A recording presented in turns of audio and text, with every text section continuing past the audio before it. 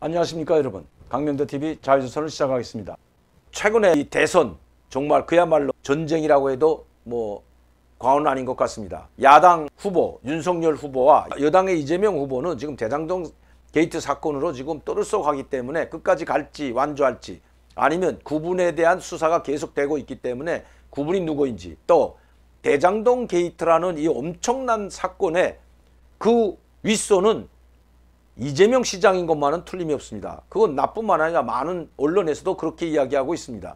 이재명 시장이 송남의 뜰, 화천대유 이 모든 걸 다 지휘를 했기 때문에 거기에 관여됐던 사람이 지금 세 사람이 구속되었고, 유동규라는 이 본부장, 성남도시개발공사 사장 직무대리를 했던 이 유동규, 이 사람이 주모자죠.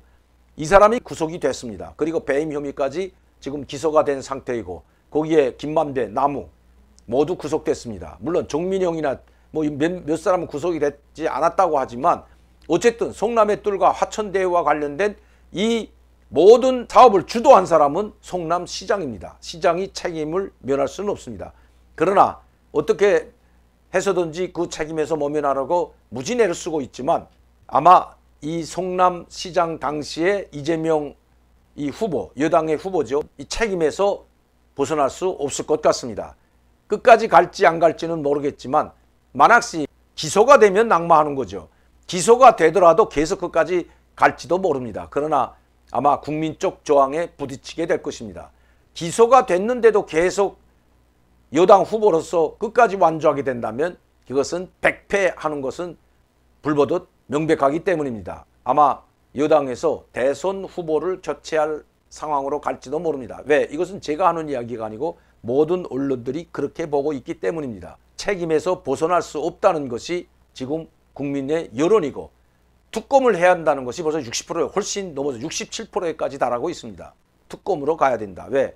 지금 검찰을 가지고는 이재명 후보를 수사할 수가 없기 때문입니다. 지는 권력이 아니라 떠오르는 권력이기 때문에 과연 검찰이 마지막까지 이 구분이 나는 그 실체를 밝혀낼지는 미주실 뿐만 아니라 밝혀내지 못한다는 것이 많은 국민 우려를 보내고 있는 것입니다. 자, 윤석열 후보 뭐 고발 사주 뭐 후지부지 되고 있다는 언론 뉴스가 지금 많이 나오고 있죠. 아무리 캐고 캐도 도대체가 이 미궁에 빠지고 어디에서부터 어떻게 잘못됐는지 모두 서로 말이 어긋날 뿐만 아니라 억지로 꽤 맞추지도 못하고 있다는 것이 언론에서 나오는 보도입니다. 간단히 말씀드리면 공수처가 아무리 털고 털어도 제대로 된 수사가 되지 못한다는 것입니다. 백전백패하는 것은 불보듯 명백합니다. 윤석열 후보를 이길 수 없는 것은 둘째치고 아마 그 지지율은 추락하게 될 것입니다. 여당이 이낙연 후보든지 아니면 다른 후보를 내세우는 상황도 있을 수가 있다는 것입니다.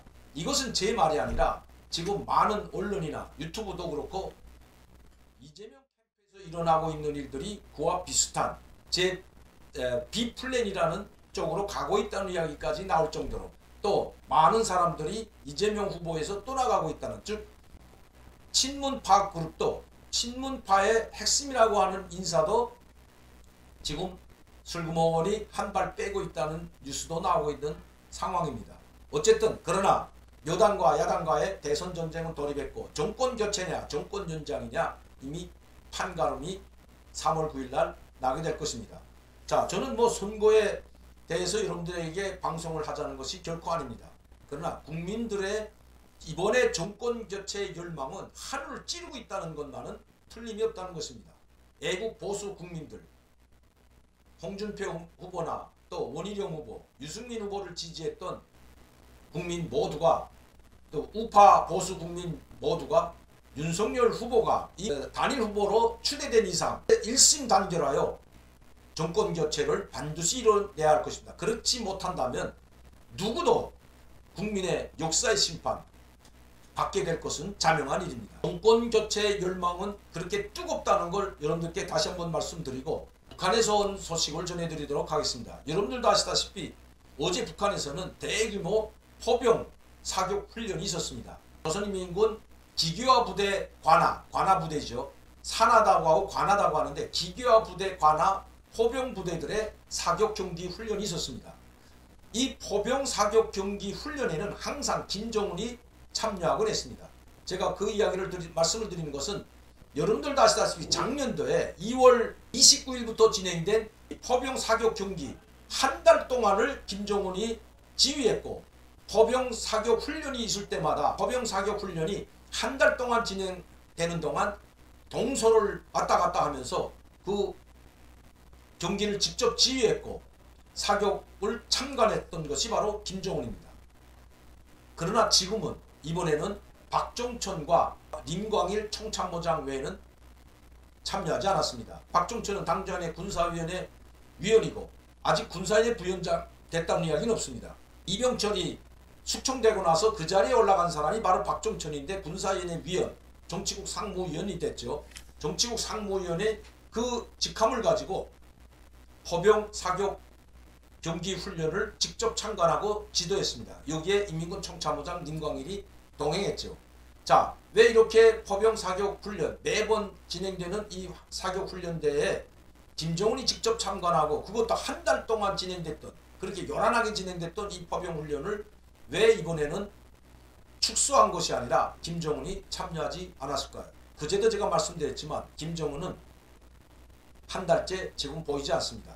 물론 한 달째 보이지 않는다고 해서 김정은이 죽었다던가 김정은이 지병이 악화됐다고는 보이지 않습니다. 아무리 건강한 사람도 이렇게 1월부터 9월 10월 10일까지 강행군을 하다시피 해서 수십 차례의 대회와 정치국 확대회 전원회 각종 대회를 진행했던 현지의 모습을 나타냈던, 그리고 연설을 했던 김정은, 아마 기력이 소진했을 수도 있기 때문입니다. 죽어서 나타나지 않는다는 것이 아니라 김정은의 건강이 또다시 악화됐을 수도 있다는 것입니다. 한 달 만에 나타난, 한 달에 20kg에서 25kg까지 몸무게를 줄인 김정은, 1월달에 나왔던, 그리고 6월달에 나왔던 김정은과 7월 8월에 나온 김정은의 그 몸무게는 현저히 차이 날 뿐만 아니라 상당히 살이 빠진 모습은 누구나 다 알 수 있을 정도로 엄청나게 살 빠진 것은 우리 국민 모든 여러분들께서 다 보아서 잘 알 겁니다. 저도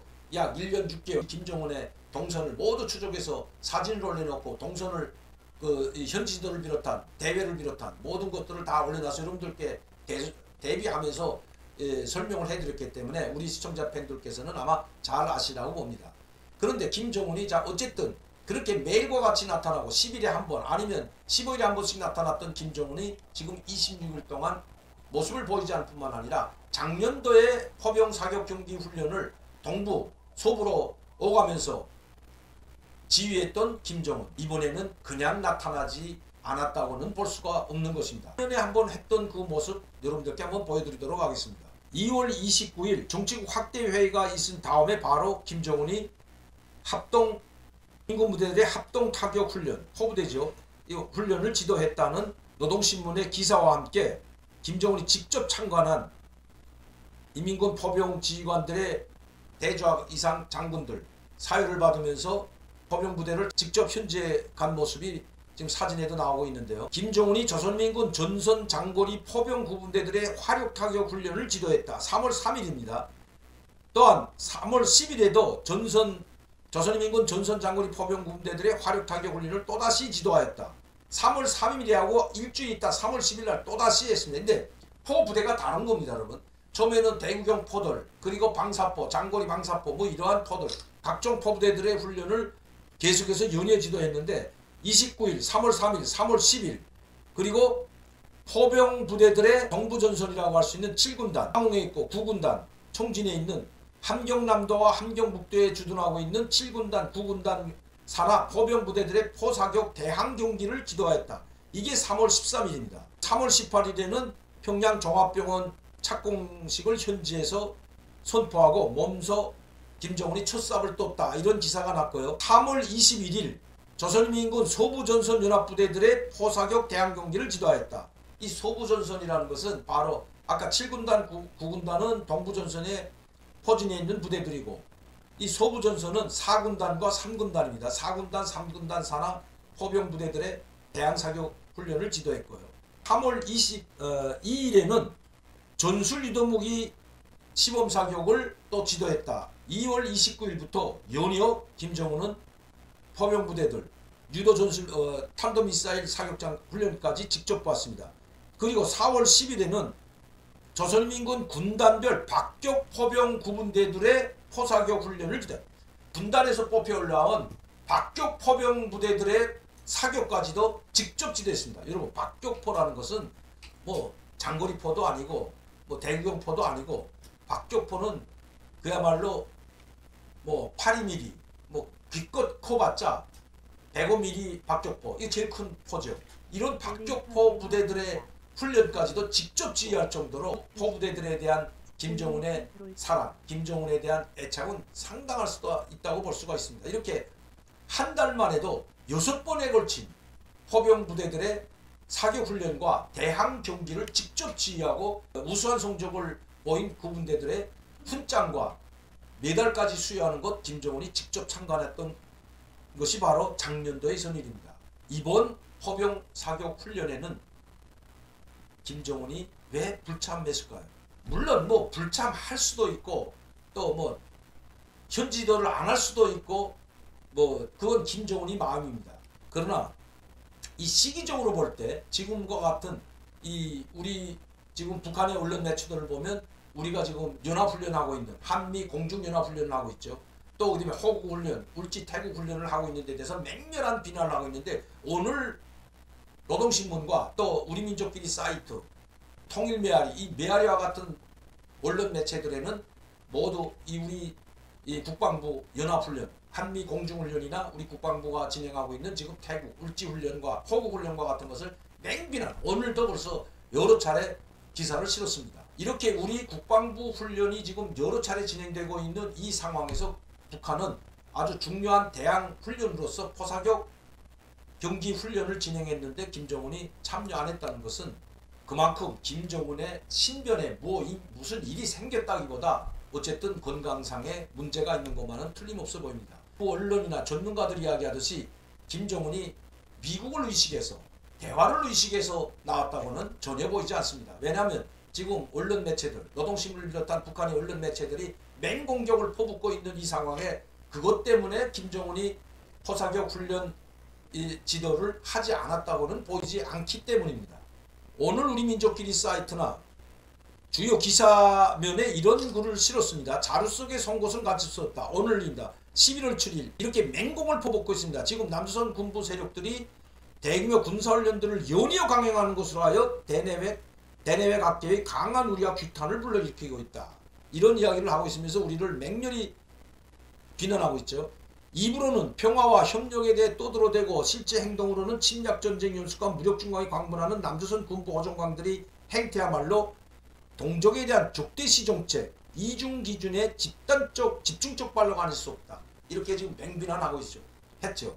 우리 훈련하고 있는, 특히 한미 공중훈련, 그리고 울지 훈련, 뭐 호국훈련, 여기에 대해서 지금 맹비난하고 있는데, 그러면서 자루 속에 송곳은 감출 수 없는 것처럼 북남관계와 조선반도 평화의 파괴자로서의 남조선 군부의 실체는 그 어떤 변명과 권모 스스로도 절대로 가려질 수 없다고 맹비난하고 있습니다. 이 우리민족끼리 사이트뿐만 아니라 통일메아리도 마찬가지입니다.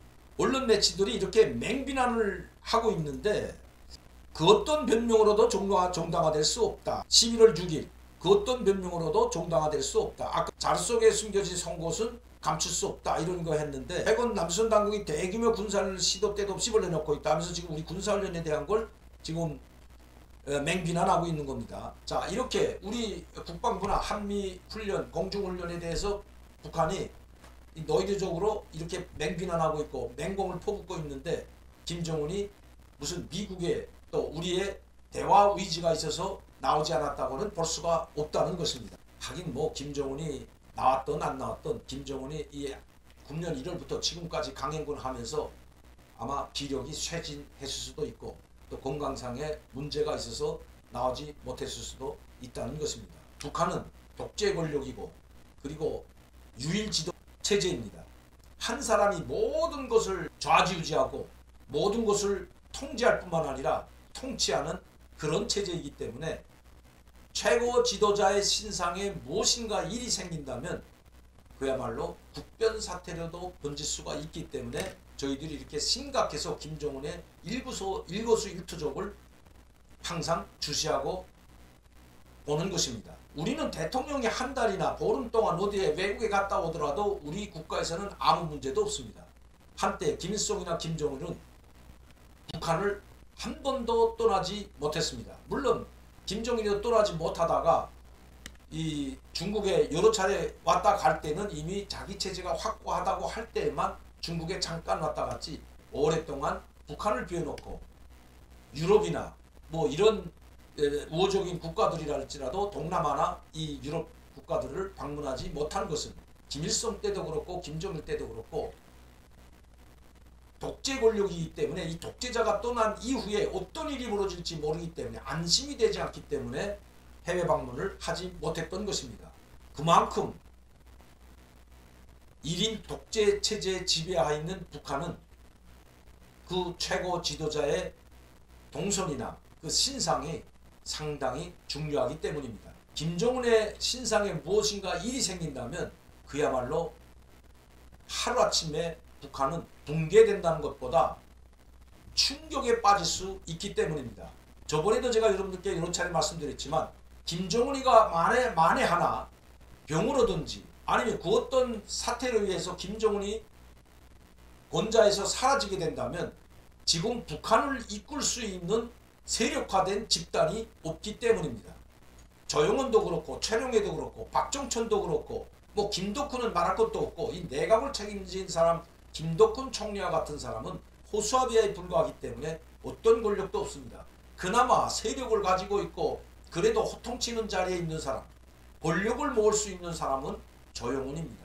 당정인의 조직비서이고 정치국 상무위원이기 때문에 이 조영원도 김정은이 살아있을 때만 조영원의 말빨이 서고 입김이 세질 수 있지만 김정은이가 사라진 그 이후의 조영원이의 권력도 종이호랑이에 불과하다는 것입니다.